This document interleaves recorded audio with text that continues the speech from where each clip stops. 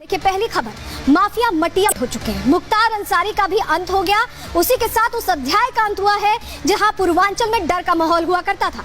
दूसरी खबर इसी से जुड़ी हुई है, आपके सामने रख रहे हैं। बांदा में सांसें बंद हो गई हैं मुख्तार की, और कैसे ये सब हुआ, कैसे मौत हुई, कैसे कार्डियक अरेस्ट हुआ, क्या आरोप इसके पीछे भी लग रहे हैं, ये भी आपको बताएंगे।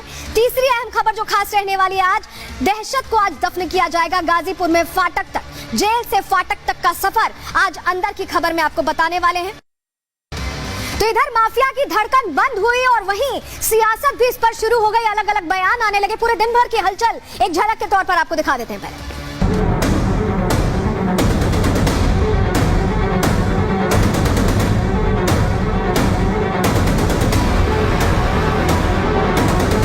इनकी मौत धंधे के घेरे में है। सरकार की नीयत में तो शंका न होने का कोई सवाल ही नहीं है। जेल को लोग सुरक्षित स्थान मानते थे, अब जेलों में भी लोग सुरक्षित नहीं हैं। सही तरीके से इंडिपेंडेंट इंक्वायरी हो और जो फैमिली कह रही है उसको सीरियस लेने की ज़रूरत है। अब यहाँ पर स्लो पॉइजन जो उनकी फैमिली कह रही है उससे उनकी मौत वाकई में हुई है। विपक्ष के पास आरोप प्रत्यारोप के अलावा बचा क्या है? आज के अनुसार पोस्टमार्टम जो होता है वो पोस्टमार्टम फॉरेंसिक रिपोर्ट होती है, उसके आधार पर लोगों को बयान देने चाहिए। खौफ, गुंडागर्दी और कौन संरक्षण देते थे बताए ना, सपा बसपा और कांग्रेस।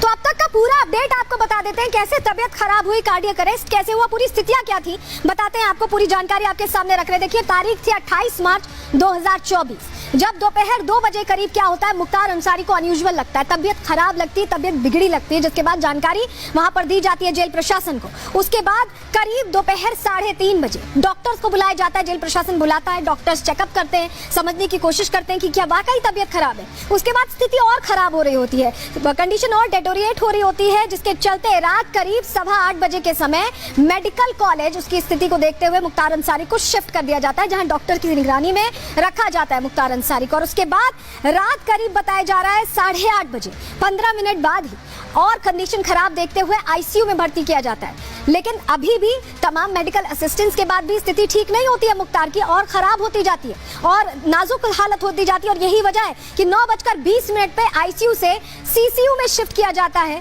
क्रिटिकल केयर यूनिट में रखा जाता है मुख्तार अंसारी को। और रात 10:30 बजे ये खबर आती है कि कार्डियक अरेस्ट से, यानी कि हार्ट अटैक से मुख्तार अंसारी, माफिया मुख्तार अंसारी की मौत हो गई है। ये सब कुछ 28 तारीख को होता है। आज का दिन भर का अपडेट आपके सामने अब रख रहे हैं, जहां बताएं कि बांदा के पोस्टमार्टम हाउस उमर पहुंचता है, जो उनका बेटा है। 8:44 पर सुबह करीब वो पहुंचता है। मुख्तार के शव का पोस्टमार्टम उसके बाद बताया जा रहा है करीब 11 बजे शुरू होता है और 2.5 घंटे तक ये पोस्टमार्टम चलता रहता है। इस बीच बांदा डीएम मौत की जांच के आदेश भी दे देते हैं, क्योंकि मांग बार बार की जा रही थी, जांच के आदेश दिए जाते हैं। उसके बाद दोपहर 2:09 पर करीब अब्बास अंसारी को हाईकोर्ट से राहत नहीं मिलती है। वो शामिल होना चाहता था जनाजे में, लेकिन राहत नहीं मिलती है कोर्ट से, और मुख्तार का पोस्टमार्टम पूरा हो जाता है। इस बीच 2.5 घंटे करीब चलता है, दोपहर 1:30 बजे तक, 11 बजे शुरू हुआ था, 1:30 बजे तक पोस्टमार्टम पूरा हो जाता है। और अब आपको बताएं 4:45 पर शाम को बांदा से गाजीपुर के लिए शव को लेकर पुलिस रवाना हुई है। जहां के रहने वाला है मुख्तार अंसारी, वहीं सुपुर्द खाक किया जाएगा, तो वहां के लिए रवाना हो चुका है शव वाहन में। और आपके लिए अब 3 तस्वीरें देखना जरूरी है, 3 तस्वीरें आपके सामने रख रहे हैं। देखिए आप ये पहली तस्वीर जो देख रहे हैं, पोस्टमार्टम पूरा हुआ, जैसा कि हमने आपको जानकारी दी, 11 बजे से शुरू हुआ, 1:30 बजे तक चला, 2.5 घंटे तक पोस्टमार्टम हुआ है। इस समय भी क्योंकि सवाल बार बार उठाए जा रहे थे, तो जांच के आदेश दे दिए गए हैं।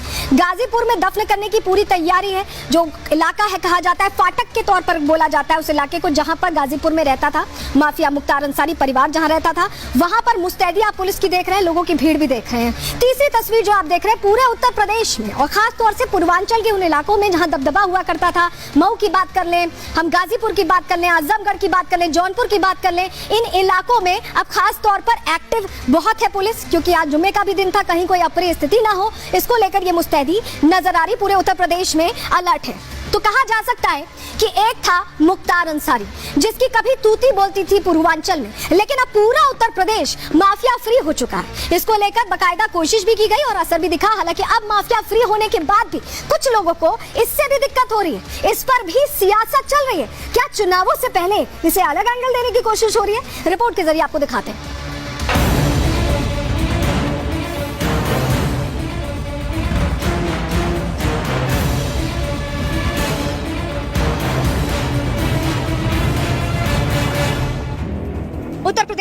बड़े माफिया का अंत इस तरह होगा, किसी ने सोचा नहीं होगा।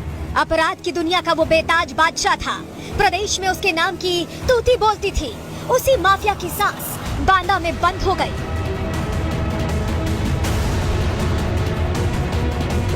करीब 3 दशकों तक खौफ, दहशत और अपराध का पर्याय रहे माफिया मुख्तार अंसारी का अंत हो चुका है। मुख्तार अंसारी की मौत ऐसे समय हुई जब लोकसभा चुनाव की सियासी तपिश गर्म है। ऐसे में मुख्तार की मौत पर सियासत होना लाजमी है। सियासी योद्धा मैदान में उतर चुके हैं। सबकी कोशिश अपनी सहूलियत के हिसाब से 24 के लोकसभा चुनाव में से भुनाने की है। इसके पहले भी जो पुलिस के कस्टडी में हत्या हो गई थी, तो बहुत सारे शक और शंका उत्पन्न हो रहे हैं। और जब उनके पुत्र का इस तरह का आरोप है और बयान है, तो इसे गंभीरता से लेना चाहिए, इसकी जांच होनी चाहिए। जो मांगे उठ रही हैं वो तथ्यों के आधार पर उठ रही हैं और भारतीय जनता पार्टी के अपने चाल चरित्र के आधार पर उठ रही हैं।